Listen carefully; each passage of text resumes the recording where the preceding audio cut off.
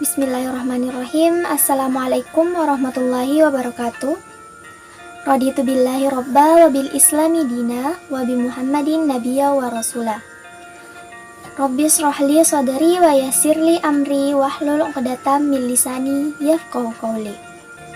Pertama-tama, marilah kita panjatkan puji syukur kehadirat Allah Subhanahu wa taala. Karena berkah dan rahmat hidayahnya lah sehingga kami masih bisa memaparkan materi kami kali ini. Dan tak lupa pula kita kirimkan sholawat serta salam kepada baginda Nabiullah Nabi Muhammad SAW, Nabi yang telah merobek-robek bendera kekafiran dan membentangkan bendera keislaman. Baiklah, untuk mengefisienkan waktu, kami dari kelompok 6 dengan materi konsep pendidikan andragogi dan pedagogi serta prinsip-prinsip pendidikan andragogi akan memaparkan materi. Untuk itu, saya persilahkan kepada masing-masing pemateri untuk memperkenalkan diri, dilanjutkan dengan memaparkan materinya. Perkenalkan, nama saya Nur Asisah, NIM 0910580221015. Program Pendidikan Bahasa Indonesia, pemateri pertama. Pengertian andragogi. Andragogi merupakan istilah baru yang populer saat ini, adalah teori belajar yang cocok dan tepat untuk orang dewasa. Andragogi berasal dari bahasa Yunani, yaitu aner, yang berarti orang dewasa. Kemudian kata agogos yang berarti mengarahkan atau memimpin. Oleh karena itu, orang dewasa dipahami sebagai individu yang telah mampu mengarahkan diri sendiri. Maka pengertian andragogi dalam pembelajaran menurut penulis adalah seni dan pengetahuan dalam membelajarkan orang dewasa. Hal ini dimaksudkan bahwa yang terpenting dalam proses ini adalah bukan kegiatan mengajar guru, akan tetapi kegiatan belajar siswa. Dalam implementasinya, pendidikan orang dewasa atau andragogi dilaksanakan dalam bentuk formal dan non-formal. Wujud pendidikan dalam bentuk formal dilaksanakan pada pendidikan sekolah lanjut tingkat menengah atas hingga perguruan tinggi. Baiklah, langsung saja. Perkenalkan, nama saya Nur Fatimah sebagai pemateri kedua dengan NIM 09 10580 22 1026 dari Program Studi Pendidikan Bahasa Indonesia. Baiklah, saya akan memaparkan materi yang kedua, yaitu pendidikan pedagogi. Pendidikan pedagogi menurut Knowles, sebelum wujudnya andragogi, pedagogi sudah muncul. Pedagogi adalah seni dan kebudayaan bagi pembelajaran anak-anak. Perkataan itu diambil dari Yunani, yaitu ped yang bermaksud child dan agogos yang bermaksud leader of. Pada permulaan abad ke-7 di Eropa, sekolah didirikan dengan tujuan mengajar anak-anak.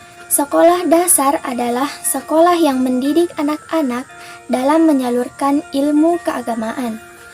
Memandang guru-guru di sekolah itu mempunyai prinsip dan misi terhadap kepercayaan dan upacara keagamaan bagi pelajar anak-anak ini.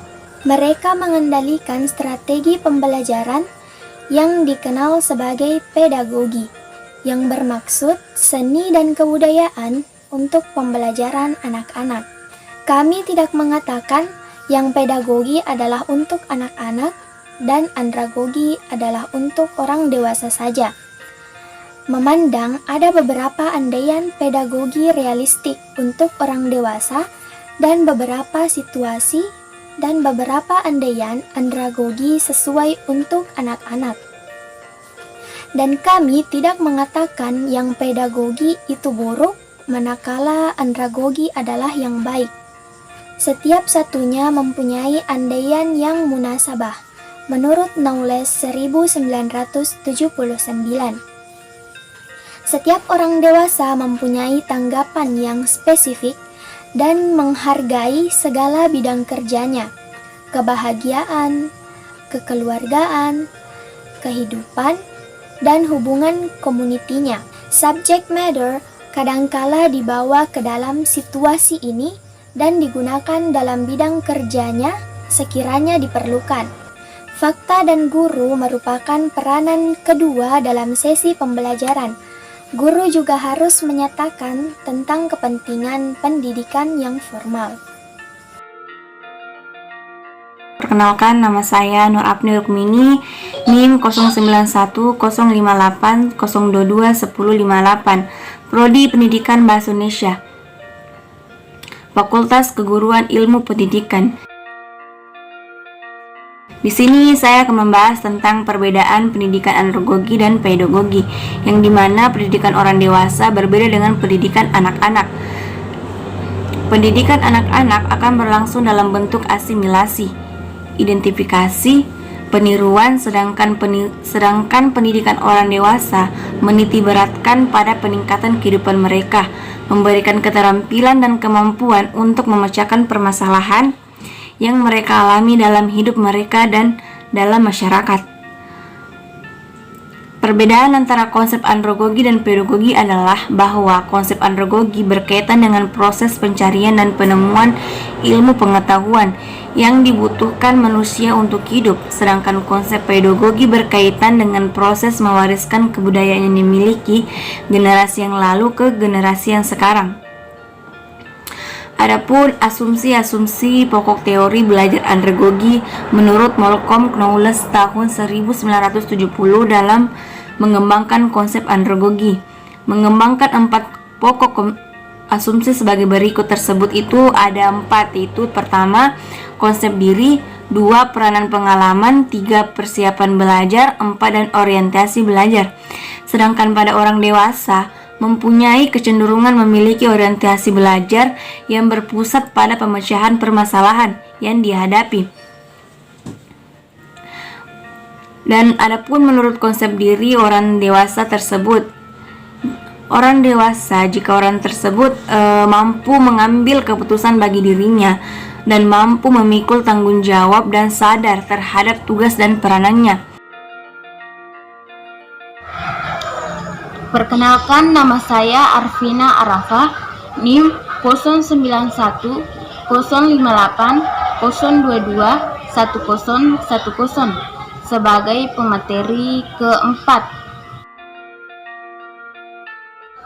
Bagian D, prinsip-prinsip pendidikan andragogi. Yang pertama, problem center, yaitu pembagian yang harus berpusat pada masalah yang dihadapi warga belajar atau orang dewasa. Yang kedua, fungsional, yaitu dalam proses belajar orang dewasa, hendaknya apa yang dipelajari itu mempunyai arti atau fungsi untuk warga belajar.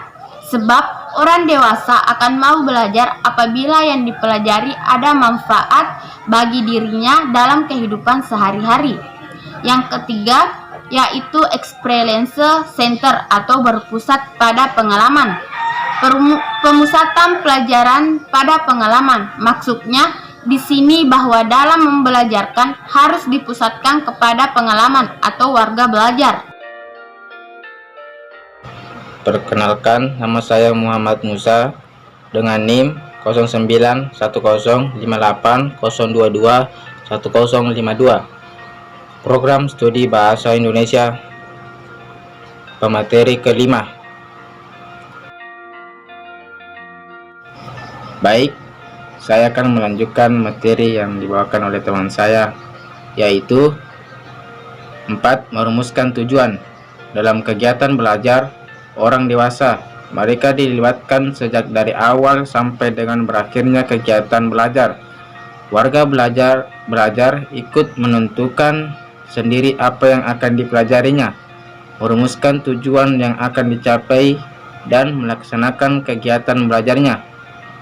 Dengan melibatkan mereka sejak dari awal sampai akhir, maka diharapkan hasil belajar akan dapat dicapai dengan baik. 5. Feedback balikan. Umpan balik di sini artinya warga belajar mengetahui hasil belajar yang telah dicapainya. Apabila mereka telah mengetahui hasil belajarnya, maka warga belajar merupakan dapat meningkatkan kegiatannya ke arah perbaikan cara belajarnya. Warga belajar harus tahu sampai di mana proses belajar itu telah dilaluinya. Penilaian dalam proses belajar sangat diperlukan. Warga belajar harus mendapatkan umpan balik dari proses belajarnya. Dengan adanya umpan balik tersebut akan sangat menentukan kegiatan belajar selanjutnya. Adapun Miller mengidentifikasi 6 kondisi yang prinsip bagi keberhasilan orang dewasa dalam belajar, yaitu warga belajar orang dewasa harus dimotivasi agar berubah tingkah lakunya. B. Warga belajar harus disadarkan akan ketidakmampuannya untuk berperilaku. C. Warga belajar harus memiliki gambaran yang jelas terhadap tingkah laku yang diajukan. D. Warga belajar harus diberi kesempatan untuk mempraktekkan tingkah laku yang diinginkan. E. Warga belajar harus mendapat dukungan atas tindakannya yang benar. F. Warga belajar harus memiliki serangkaian materi yang tepat untuk dipraktekkan. Itulah tadi pemaparan dari kami selaku kelompok 6. Semoga apa yang kami sampaikan dapat bermanfaat bagi kita semua. Lebih dan kurangnya mohon dimaafkan. Billahi fisabilil haq fastabiqul khairat. Wassalamualaikum warahmatullahi wabarakatuh.